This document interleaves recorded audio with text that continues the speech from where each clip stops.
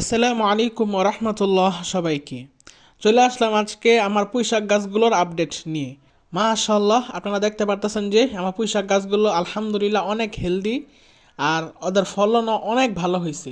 আপনারা কীভাবে এরকমভাবে পুঁইশাক গাছের পাতা বড় করতে পারবেন এবং কিভাবে এত ফলন পাবেন সেটা ইনশাল্লাহ আজকে আলোচনা করব। এতদিন তো আমার মুরগির আপডেট দেখাইছি, অন্যান্য গাছের আপডেট দেখাইছি, তারপরে কবুতরের আপডেট দেখাইছি। এখন এই পুঁইশাক গাছ কীভাবে এরকম হেলদি করবেন, ফলন বাড়াবেন, পাতার সংখ্যা যেন বৃদ্ধি পায় বা ডুগার সংখ্যা যে বৃদ্ধি পায় সেটার আজকে আলোচনা করব। তার আগে দেখিয়ে নিতেছে, এই যে দেখেন মাশাআল্লাহ কোনো জায়গায় কোনো কমতি নাই। আমি এই ঝাঁকাটা যত বড় দিতাম এই ডোকাগুলো তত বেশি বাইতো, যত বাইতো অত বেশি ফলন হতো। এখন আমার ছাদে আর জায়গা নাই, আর ঝাঁকারও কোনো সরঞ্জাম নাই, তাই বাধ্য হয়ে এতটুকুই রাখতে হয়েছে। আর দেখেন মাশাআল্লাহ এতটুকুতেই কত মাশাআল্লাহ কত ভালো ফলন হয়েছে। আপনারা কিভাবে পারবেন সেটা আজকে আলোচনা করব।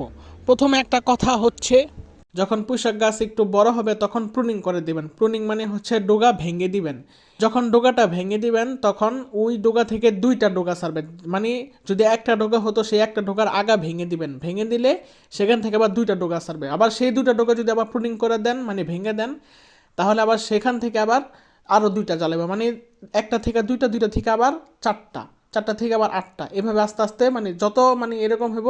আর যত ডোগা ছাড়বো তত বেশি পাতা হইব, আর যত বেশি পাতা হইব অত বেশি আমরা খেতে পারবো, এটাই স্বাভাবিক।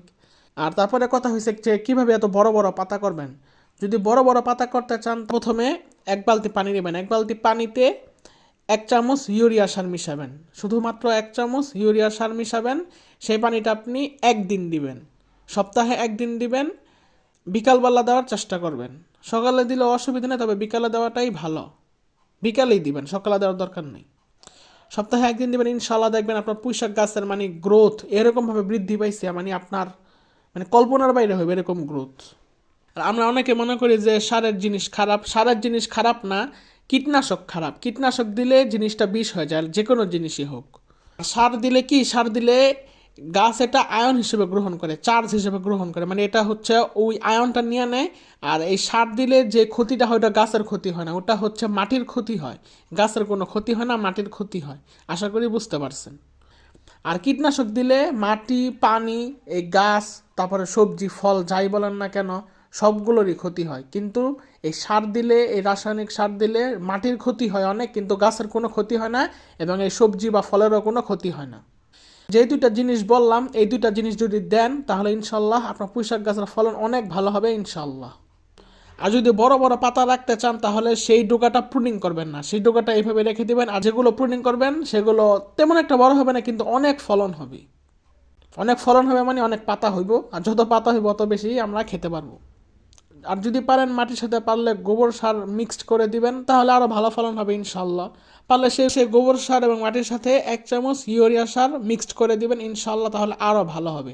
যখন সেই মাটিটা প্রস্তুত করবেন, আবার যখন দেখবেন গাছ বড় হয়ে গেছে, অনেক গাছের ফলন একটু থেমে গেছে, তখন আবার 1 চামচ করে প্রত্যেক গাছের গোড়ায় ইউরিয়া সার দিয়ে দিবেন। প্রত্যেক গাছের গোড়ায় না, গোড়া থেকে একটু দূরে দিবেন। এই ছিল মোটামুটি আজকের গাছের আপডেট। আর আমি যতটুকু জানি, আমার যতটুকু অভিজ্ঞতা আছে সে অনুযায়ী আপনাদেরকে পরামর্শ দেওয়ার চেষ্টা করছি। যদি কোনো ভুল হয়ে থাকে ক্ষমার দৃষ্টিতে দেখবেন, আর যেখানে ভুল হয়েছে সেটা দয়া করে কমেন্ট বক্সে জানিয়ে যাবেন। তাহলে আজকের মতো এখানে ভিডিওটা শেষ করছি। আসসালামু আলাইকুম।